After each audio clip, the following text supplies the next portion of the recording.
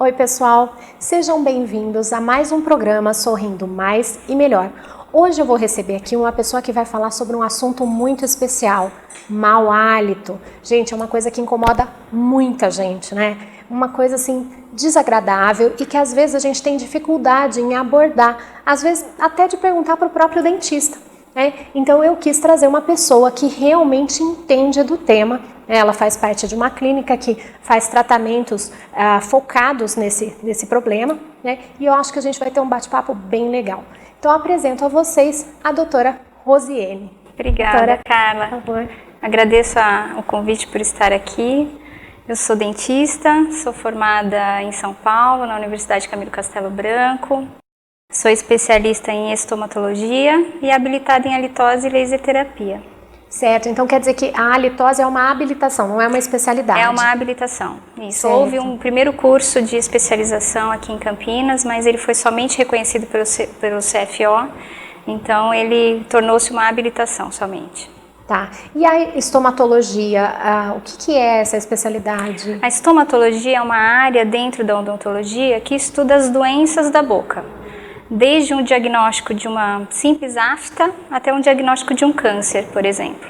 Então é o dentista que dá aquela vasculhada geral na boca, procurando alguma alteração patológica, que diagnostica e trata essas alterações. Certo, vocês são o scan. Vocês vão fazer aquela geral e depois vocês trabalham em conjunto com os patologistas, isso, né? Que aí fazem a análise do material que vocês coletam. Exatamente. Normalmente, quando a gente encontra alguma alteração, é feita uma coleta, uma biópsia, e aí o patologista entra para, juntamente com o nosso aspecto clínico, chegar a um diagnóstico definitivo da patologia. Perfeito. Isso deve ajudar bastante no diagnóstico de halitose, né? O fato de você conhecer bem as patologias. Exato. Né? A gente, normalmente, o estomatologista ele tem uma visão mais integral, do indivíduo como um todo.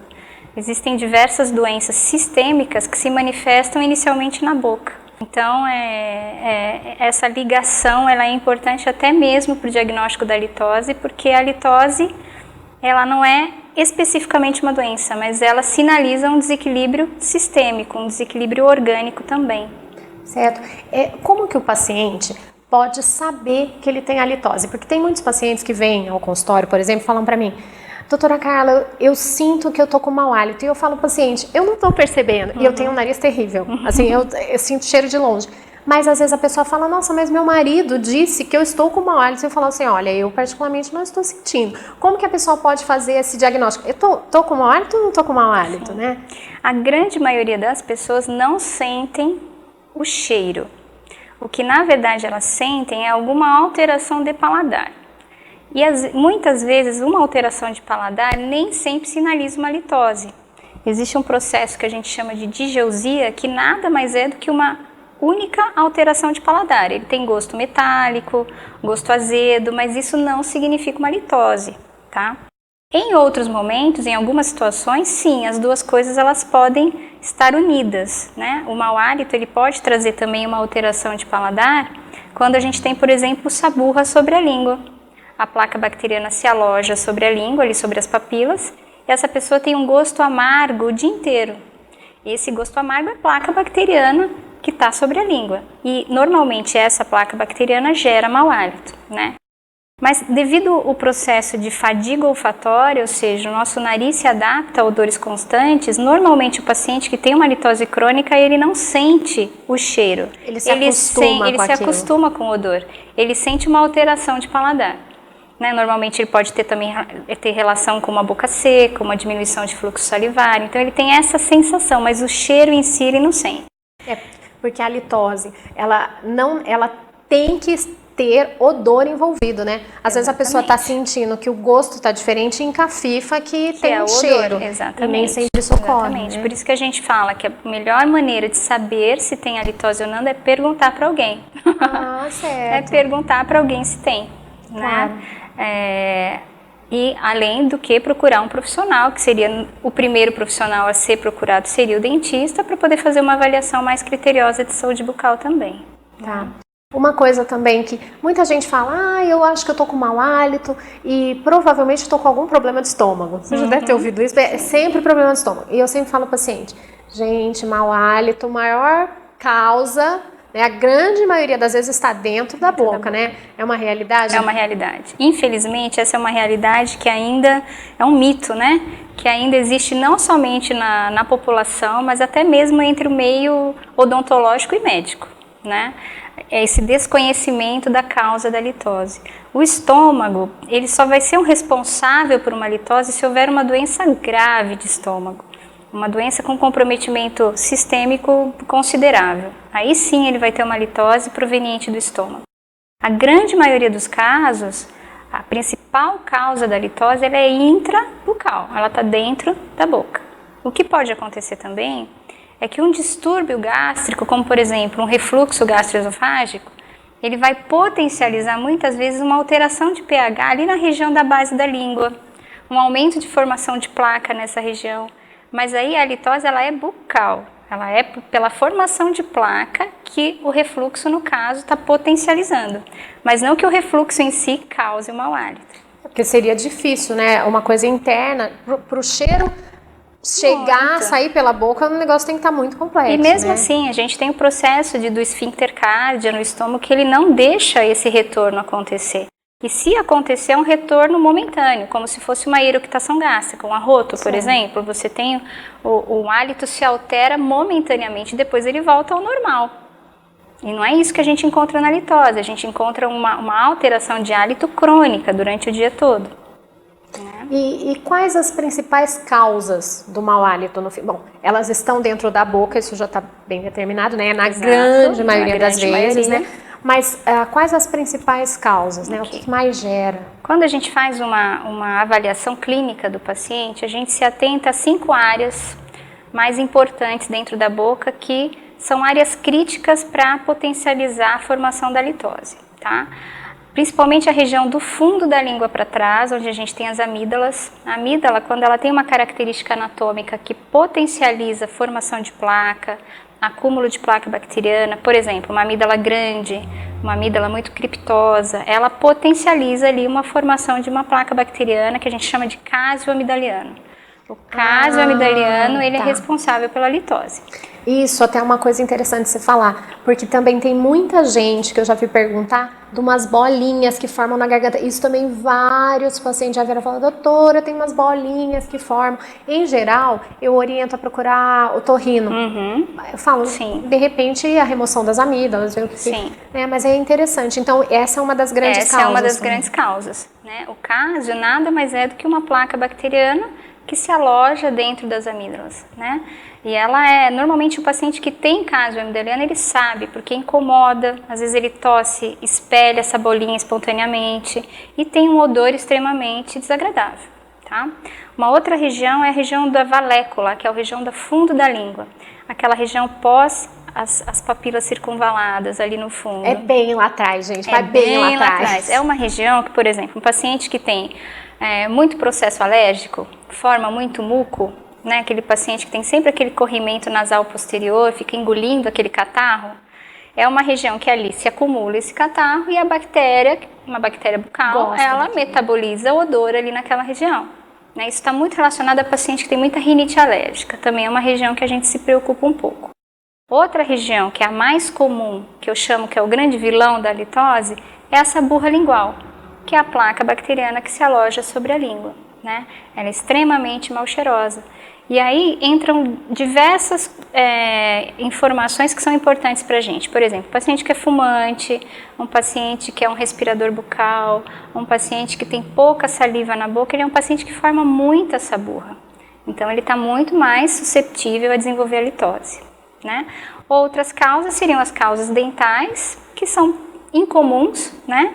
Somente uma cárie muito grande ou um dente aberto por um processo infeccioso, um tratamento de canal que não foi terminado pode gerar odor. E as doenças da gengiva, que também são muito significantes para a litose, né? A gengivite, o sangramento gengival e a periodontite. Eu digo que a gengivite e a periodontite, como elas estão muito ligadas às dificuldades de higienização, né? As falhas na higienização, em geral, elas vão acabar provocando a litose, né? Porque a placa bacteriana cheira, então se ela não é removida, ela gera inflamação e acaba gerando cheiro, né? Eu também não sei se isso é real, né? Mas eu sempre falo inflamação, por exemplo, de garganta, dá alteração de cheiro, né? Então eu falo assim, gente, se a inflamação de garganta cheira, a inflamação de gengiva vai cheirar, exatamente. Inflamação cheira, exatamente. Né? Então é uma coisa que a gente tem que cuidar, né? Nessa parte periodontal também. A minha já puxa pro meu lado, não aguento. Falou de pele, eu já empolgo. Ai, mas é isso aí. Mas são as áreas principais que a gente precisa ao exame clínico avaliar. Normalmente a região mais susceptível à formação de placa que gera mau hálito. Certo, com certeza. Eu acredito, o maior mau hálito que eu vejo, pelo menos no dia a dia de consultório, são os pacientes que não usam fio dental. Eu acho que é a placa que mais cheira, né? Assim, dessa da normal, não os casos, não.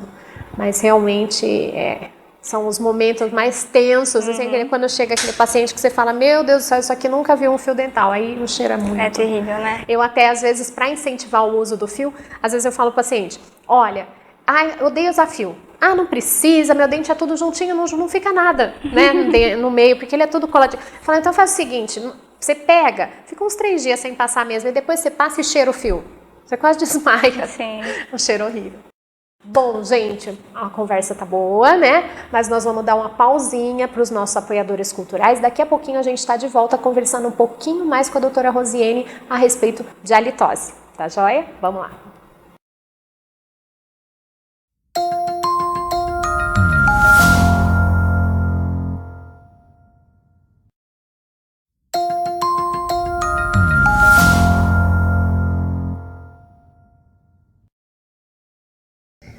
Estamos de volta com o segundo bloco do programa Sorrindo Mais e Melhor. Então vamos continuar a nossa conversinha aí a respeito de halitose. Carla, uma coisa que falei, doutora Rose, não perguntei o que eu ia perguntar.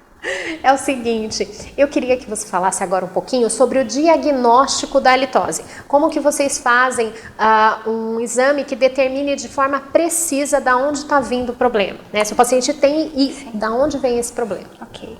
Normalmente, quando o paciente ele chega até nós, ele vai passar por uma entrevista, né, onde ele vai responder um questionário bem complexo a respeito da saúde geral dele, uma anamnese, né, onde a gente vai investigar o estado de saúde dele sistêmico, a gente vai fazer um bom exame clínico, né, a gente tem alguns recursos, alguns exames que a gente utiliza, por exemplo, a cialometria, que é um exame onde eu vou aferir a quantidade de saliva que ele está produzindo.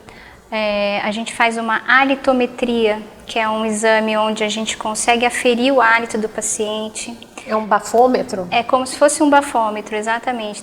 A gente tem 2 aparelhos, na verdade, que fazem esse tipo de exame. O Alimeter, que ele é um aparelho um pouco mais generalizado, ele consegue, por exemplo, me dar uma informação se eu estou diante de uma halitose leve, de uma halitose moderada ou de uma halitose severa.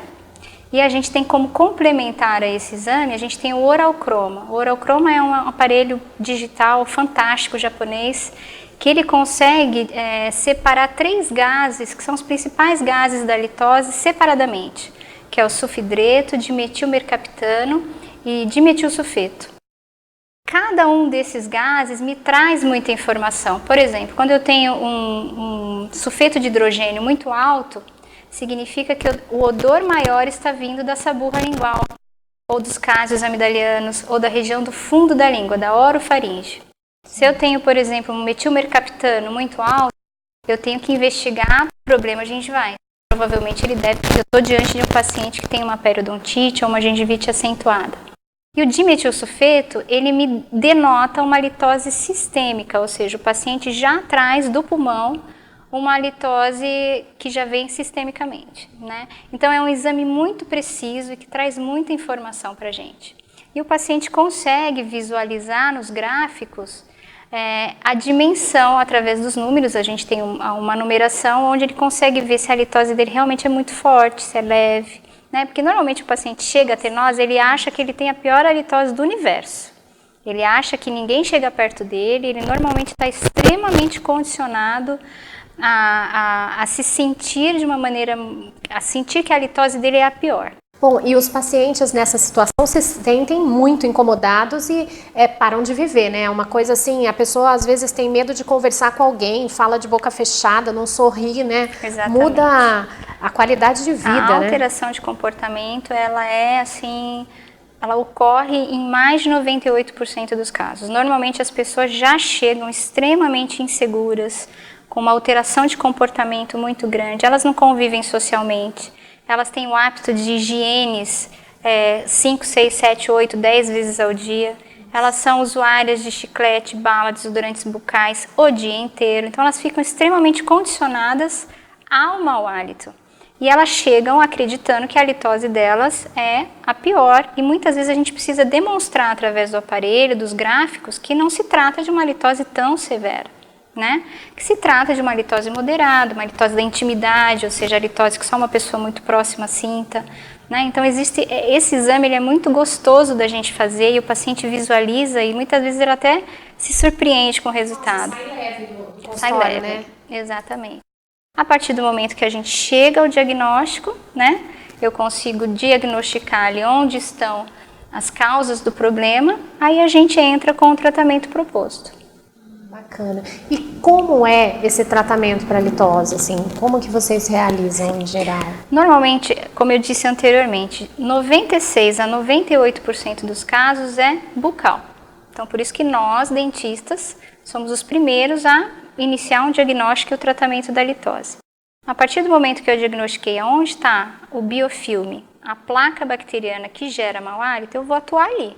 Então, se é essa burra lingual, o paciente tem que aprender a remover com eficiência essa burra lingual.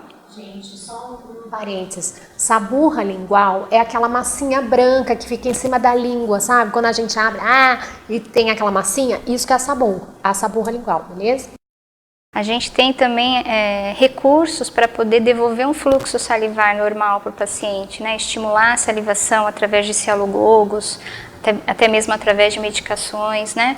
A gente tem como melhorar as questões gengivais, questão de dentes, melhorar o ambiente bucal para que esse paciente ele volte a ter uma formação de placa bacteriana dentro do normal, né? Porque o que acontece? O paciente que tem halitose não é só por causa da formação de placa bacteriana.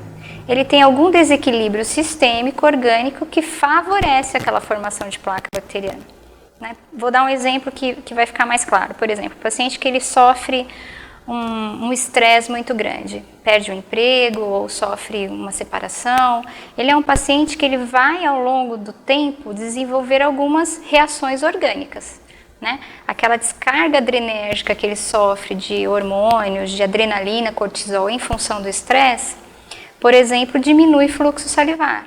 Diminuindo o fluxo salivar, ele vai passar a ter uma formação de placa maior. Esse paciente, por exemplo, ele pode ser um paciente roncador, que já respira pela boca à noite, ele já tem mais formação de placa no período da noite. Esse paciente, por ele estar estressado, ele pode ter carência nutricional. Se ele tem, por exemplo, uma carência de vitamina D, ele tem mais formação de placa bacteriana. Então é importante a gente entender que a halitose, ela não é só boca, ela está ligada a um desequilíbrio orgânico. Apesar do cheiro estar vindo da boca, a causa daquela formação de placa excessiva ou atípica pode ser sistêmica, é um desequilíbrio, né? Que a gente precisa colocar o paciente nos eixos. Então, por isso que essa avaliação do paciente como um todo, ela é fundamental. Porque assim, a partir do momento que eu removo a placa bacteriana da boca do paciente, ok, a halitose vai embora, só que ela volta.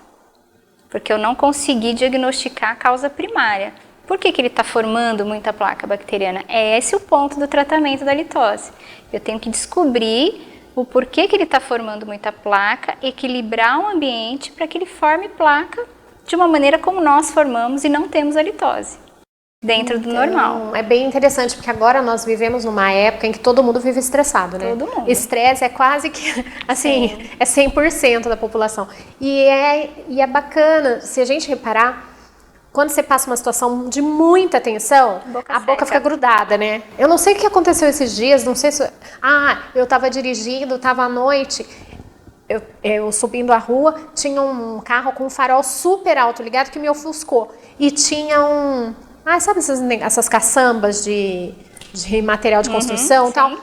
no canto, assim, só que muito meio pro meio da rua. Quase que eu bati na caçamba. Eu só fui ver quando eu já tava quase em cima, mas eu tomei um susto.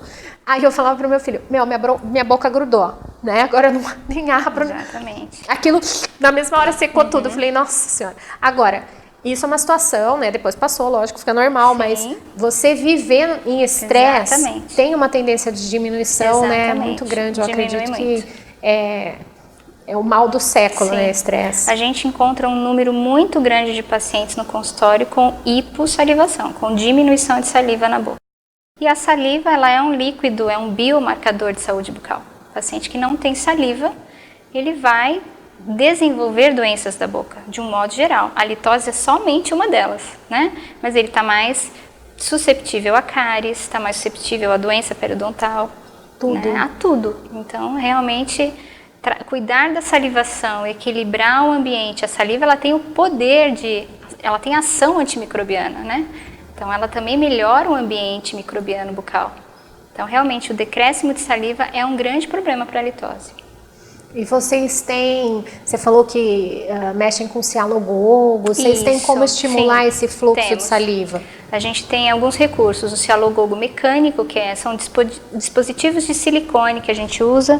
O paciente ele vai mascar esses dispositivos, né? O melhor e maior estímulo que a gente tem para poder salivar é mastigar, né? Hoje a gente almoça digitando no celular, vendo televisão, a gente mastiga muito pouco, né? E o melhor estímulo para salivar é mastigar.